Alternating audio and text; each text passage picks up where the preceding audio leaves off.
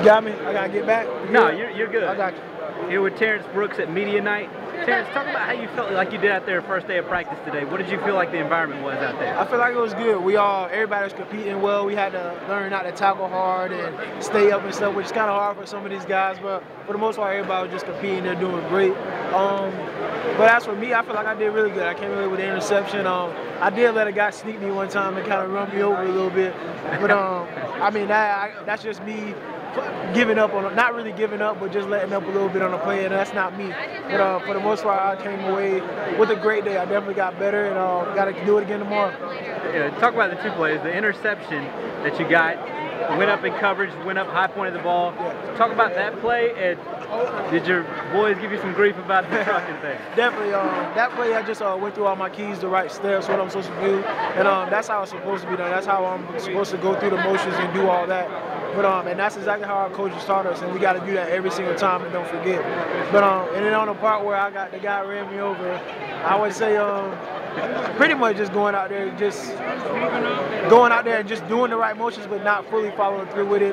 That's definitely going to happen to you every time you squat on a guy like that.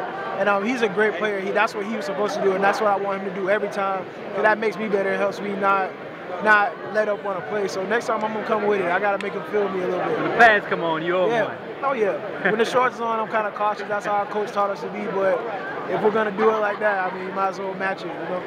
Talk about, you obviously come from a program at Florida State, a lot of NFL talent there, and Coach Fisher runs kind of an NFL-style system. Do you think practicing in this environment is similar to what you had in college? How did that experience help you for what you're seeing now? Definitely. He prepared us well. He made us go through plenty of chaos in practice so that when we do get in these chaotic environments, we feel right at home. That's what we want. And I mean, being able to in this environment with all these people watching you and stuff, hey, I feel right at home, man. And that's just like my other teammates. I'm sure they feel the same as that way. Talk about your career. If I'm familiar with you in high school, you grew up close to Gainesville, kind of an athlete sort of in high school. So talk about your transformation as a player at Florida State. Like, how do you feel? Where do you feel you grew the most, and what do you think you want to work on, towards the end of this process? I would say it's still a learning process for me. I didn't play a lot of defense. That wasn't my primary position in my life.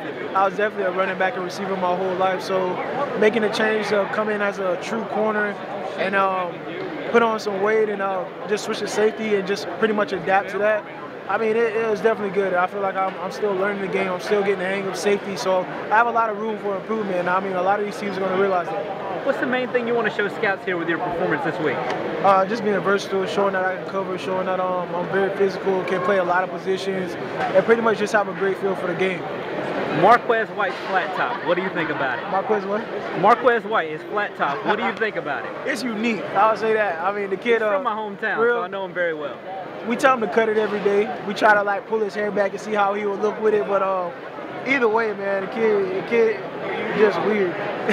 But that's my boy though. We call him weird all the time. But he's gonna be a great player. That's one of my best friends, and I love that kid, man. But he wouldn't be Marquez White if he didn't have the hot top. So he got to keep. I tell him every time I see him, I'm like, one day you're gonna surprise me. At least get the box right. He can't. He has to keep it like that. If he changes up, it won't be him. So we got to keep that weird little hot top. That's why it's like that. Talk about him as a player a little bit. How do you see his future shaking out? The kid's gonna be good. All of those guys in that secondary, but Marquez, he's a special guy.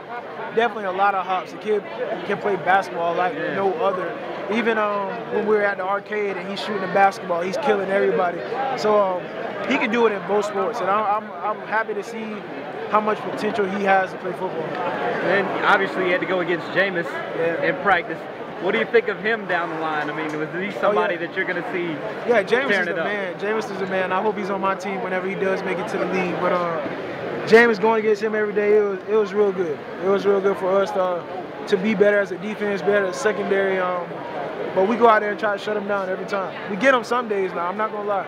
Now, who won the majority of the battles? I've heard. Why would I give it to them? We did. But for the most part, the kid's great. He helped us get better, man. He's going to do good. Who are some of the other guys that we should be looking at that could be here next year from Florida State, that could be here 2 years down the line? I mean, is there that whole secondary, man? And pretty much that whole team, man. It's just a matter of want to. If they want it that bad, they're going to get here. And especially my secondary, LaMarcus Brutus. Jalen Ramsey, Nate Andrews, my protege. I love that kid. I mean, everybody that's saying that. I probably missed a few of them. Tyler Hunter. I mean, all of them are really good. They can all go for the Thorpe Award. They're just that good. I'm telling you, they'll be better than we were this year. I'm telling you. Wow. I'm telling you. So what are like Super Bowl prediction? Who you got? Four. Super Bowl. Denver, Seattle. Who you got? Seattle, just because it's secondary, man. I love You're a Sherman fan? Yeah. I'm that whole secondary. I'm a fan of all of them, man. Them guys are good, real good. So you guys had the no-fly zone in college, right? They got it. So do you have a favorite pro team growing up? Not really. To tell you the truth, I didn't even watch too much NFL when I was growing up. I was just always in other sports, so I'm just going with the flow of everything, always in something. But for the most part, I mean, if I had to choose somebody that I played with on Madden or something, I'd probably say the Colts. They're a good team. Last one. Who's the best trash talker on the Florida State team? Ooh. If it wasn't me, I would probably say Telvin Smith. I mean, he don't ever stop talking some shit. I mean, he don't ever stop talking, so that kid right there, man, I mean, he's the best trash talker we got. Well, when you see him, ask him about the interview he did with Solomon Patton, because he ended every interview with Go Noles. Hey, Go Noles. Gotcha. Sounds good.